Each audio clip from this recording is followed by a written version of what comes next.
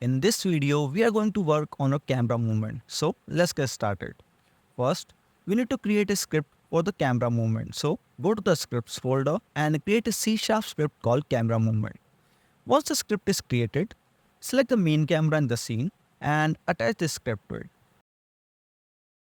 Open the script in Visual Studio. Now let's begin by removing the start and update methods since we don't need them right now. Declare a serialized field private transform called player. This will hold a reference to the player's object. A private camera called main cam. This will reference the main camera. A private vector 3 called original pose. This will store the camera's original position relative to the player.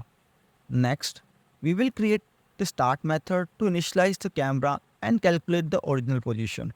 In the start method, assign the main camera to the main cam variable by writing main cam is equal to camera.main. Now, set the original position variable to the difference between the camera's position and the player's position.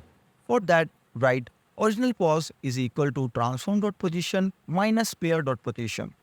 Let's create a late update method to handle the smooth movement for the camera.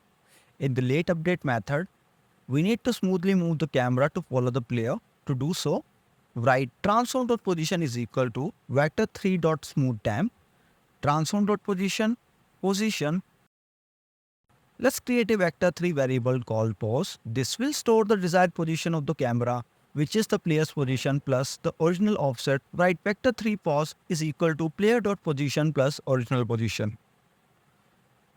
We also need another vector3 variable called velocity. This will be used in the Lookdev function to calculate the camera's velocity over time.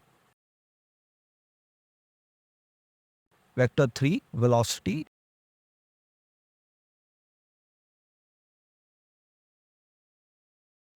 Now, let's create a float variable for the smooth speed. Add the following line of code. Serialized field private float, smooth speed. This will allow us to adjust how smoothly the camera follows the player. Now, add this variable in the Lookdev function we wrote earlier.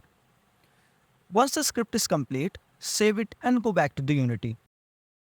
Select the main camera and in the inspector, drag the player's object into the player's field of the camera movement script. Now hit play to test the camera movement.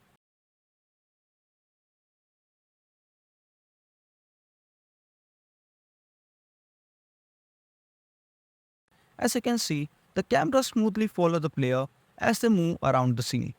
That's it for this lesson. Everything should be working correctly. In the next video, we will continue improving this game. So see you there.